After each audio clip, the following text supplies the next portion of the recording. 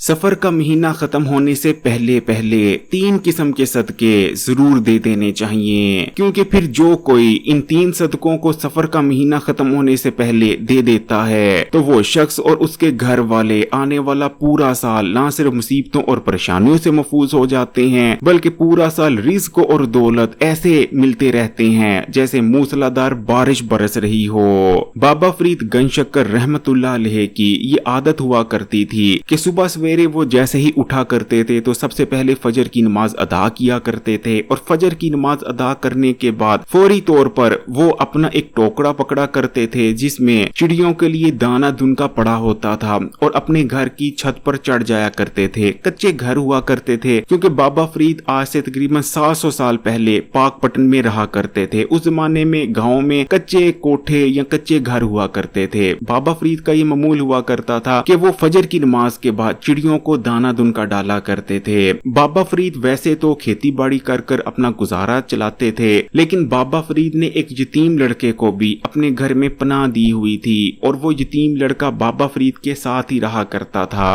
अब उस यतीम लड़के का भी यही मामूल हुआ करता था कि वो भी बाबा फरीद के साथ ही रोजाना फजर की नमाज अदा करने के बाद बाबा फरीद के साथ छत पर चढ़ जाया करता था और चिड़ियों को दाना दुनका डालने में बाबा फरीद की मदद किया करता था। लेकिन एक दिन कुछ इस तरह से होता है कि बाबा फरीद फजर की नमाज तो अदा करते हैं, लेकिन नमाज अदा करने के बाद वो चिड़ियों को दाना दुनका डालने छत पर नहीं चढ़ते।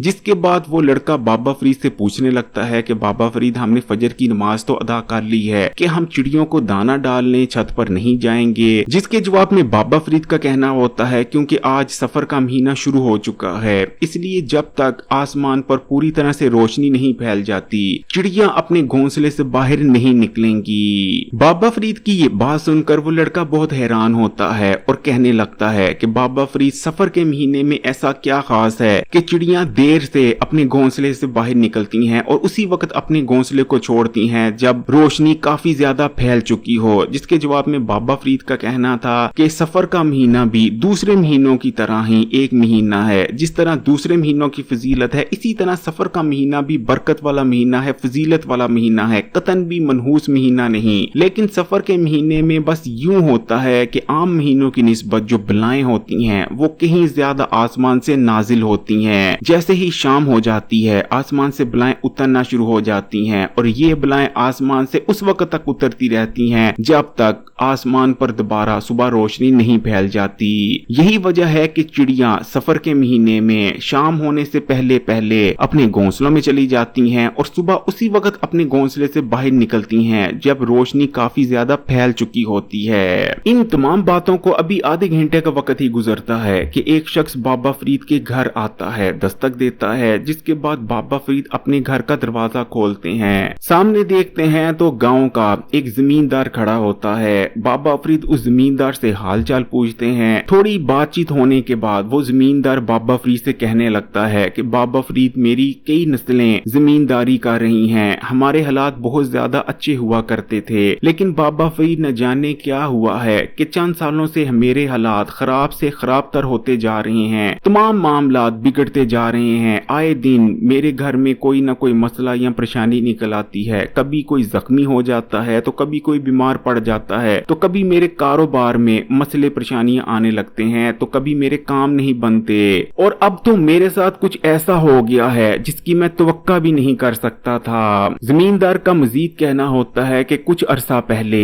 मेरी बेटी का रिश्ता इसी गांव में एक बहुत अच्छे खानदान में तय पाया था। लड़का नेक था, उसका अपना कारोबार था, घर वाले भी बहुत अच्छे थे, लेकिन मेरी बेटी का एक ऐसा राज था जिस राज के बारे में सिर्फ मैं और मेरे घर वाले ही जानते थे। बाहर किसी को भी मेरी बेटी का वो राज नहीं पता था, लेकिन न जाने कैसे जो लड़के वाले थे उन्हें मेरी बेटी का वो राज पता चल गया। जिसके बाद लड़के वाले मेरे घर आते हैं और मेरी बेटी का रिश्ता तोड़कर चले जाते हैं। बाबा फरीद, अब मैं इसलिए परेशान हूँ कि ऐसा भला कैसे हो सकता है कि जिस राज के बारे में मैं, मेरी बेटी और मेरे घर वाले ही जानते थे, बाहर कोई नहीं जानता था। लड़के वालों को किसने वो राज बताया, मुझे इस चीज की बिल्कुल भी समझ नहीं आ रही। बाबा फरीद कुछ देर के लिए सोचते हैं और सोच विचार करने के बाद कहने लगते हैं कि असल में तुम्हारे घर में बहुत ज्यादा गंदगी जमा हो गई है, और क्योंकि तुम अपने घर की सफाई नहीं करते,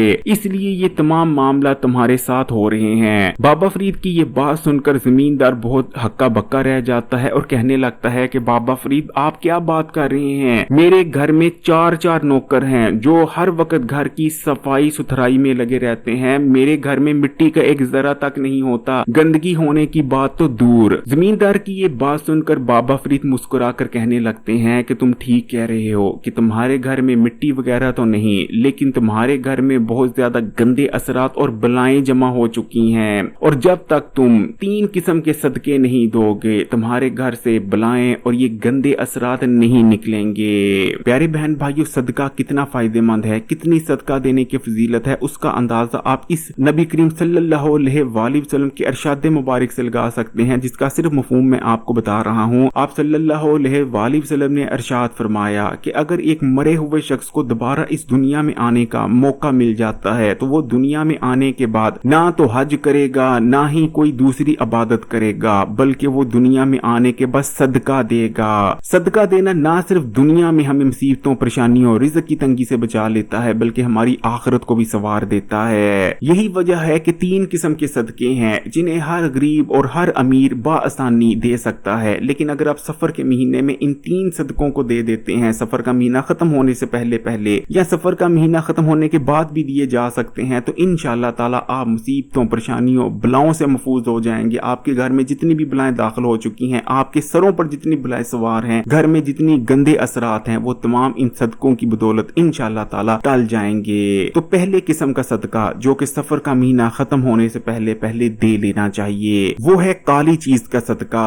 देखिए, काली चीज का सदका बलाओं को टालता है। आपने भी काली चीज के सदके के बारे में अक्सर सुना होगा, बल्कि अक्सर आपने देखा भी होगा कि सफर के महीने में बहुत से लोग काले चनों का सदका दे रहे होते हैं। जरूरी नहीं कि आप सफर के महीने में काले चनों का ही सदका दें, बल्कि किसी भी ऐसी चीज का सदका दे सकते हैं जिसमें काला रंग शामिल हो। जैसे कि अक्सर लोग काली दाल का सदका दे देते हैं, लेकिन इस चीज को याद रखें कि मैं सदका देने की बात कर रहा हूं, मैं ये नहीं बात कर रहा कि आप कोई टोटका कर लें, टूना कर लें। जैसे कि बहुत से लोग काली दाल लेते हैं और अपने सर पर और अपने घर के चक्कर लगाकर उस दाल को चौराहे पर फेंक देते हैं, ताकि उस घर की तमाम बलाएं, घर में रहने वालों की तमाम बलाएं उस काली दाल के साथ घर से बाहर चले जाएं। ये टोटके होते हैं जो कि बहुत ही ज्यादा मनहूस होते हैं और गैर इस्लामी होते हैं। ऐसे टोटके कभी भी नहीं करने चाहिए, क्योंकि ये बलाओं को घर से बाहर नहीं निकालते, बल्कि मजीद परेशानियों और मुसीबतों को घर में लेकर आते हैं। सदका देने का मतलब होता है कि आप बेहतरीन चीज यानी पाक साफ चीज किसी को दें, जो चीज दूसरे के काम भी आए, ना कि आप चीज की बेअदबी करें। तो चाहें तो आप काली चीज का सदके के तौर पर काले भुने चने भी दे सकते हैं। बेशक काले चने लाकर उबाल कर उनमें मसाला या खट्टा शामिल कर कर बच्चों में तकसीम कर दें, चाहें तो काले चनों का सालन बनाकर तकसीम कर दें, या चाहें तो आप किसी भी दूसरी काली चीज को, खाने पीने वाली काली चीज को बनाकर उसे भी तकसीम कर सकते हैं अपनी हैसियत और तफीक के मुताबिक। तो आपका पहले किस्म का जो सदका है वो हो जाएगा। जबकि दूसरे नंबर पर आपने जो सदका देना है वो है रोटी का सदका। लेकिन रोटी का सदका आपने किस तरह देना है, गौर से सुनिएगा।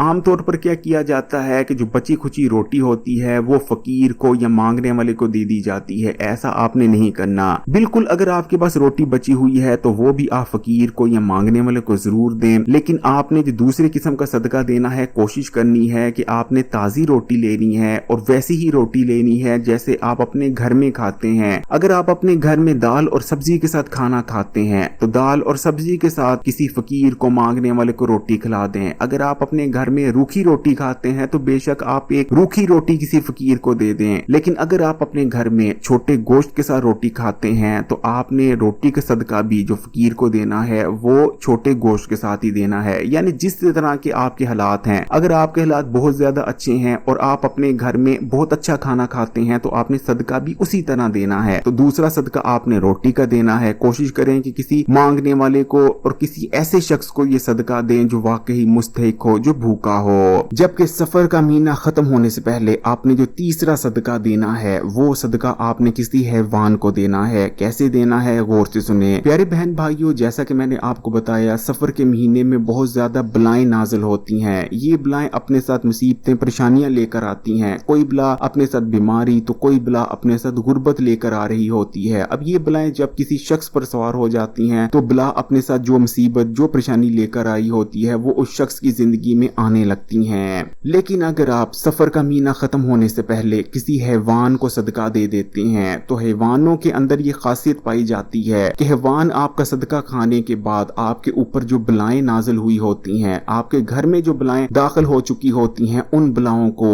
वो हैवान अपने साथ ले जाते हैं। अब हैवान जानवर कौन कौन से होते हैं? ऐसा कोई भी जानवर जो दूसरे जानवर का शिकार करता है उस जानवर को हैवान कहा जाता है। जैसे कि अगर हम बात करें तो कौवा एक हैवान जानवर है, इसी तरह बिल्ली भी एक हैवान जानवर है। बेशक अगर आप चाहें तो बिल्ली को सदका दे दें, बिल्ली को आप चिचड़े वगैरह का सदका दे सकते हैं, दूध का सदका दिया जा सकता है, या फिर चाहें तो आप कौवे और चीलों को, क्योंकि वो भी हैवान परिंदे हैं, उनको भी आप सदका दे सकते हैं। कौवे और परिंदों को आपने रोटी का सदका देना है, कौवे और चीलों को कभी भी आपने गोश्त का सदका नहीं देना। अगर आप इस नियत से कि कौवे और चीले खा लें तो आप रोटी के टुकड़े कर कर पानी में डुबोकर छत पर रख सकते हैं, इस नियत से कि कौवे और चीले आएंगे और रोटी के इन डूबे हुए टुकड़ों को खा जाएंगे, आपका सदका हो जाएगा। या चाहें तो सबसे जो बेहतर रहता है कि आप जो बिल्लियां होती हैं गली मोहल्ले में इधर उधर जो फिरती बिल्लियां होती हैं, आप उन्हें छिछड़े वगैरह डाल सकते हैं या किसी प्याली में उनके लिए दूध वगैरह रख सकते हैं। बस ये अगर आप छोटा सा काम कर लेते हैं, किसी हैवान को सदका दे देते हैं, तो जैसे ही वो हैवान, फिर चाहे बिल्ली हो, कौवा हो, चील हो, आपके सदके को खाएगा तो आपके ऊपर जितनी बलाएं होंगी उन तमाम बलाओं को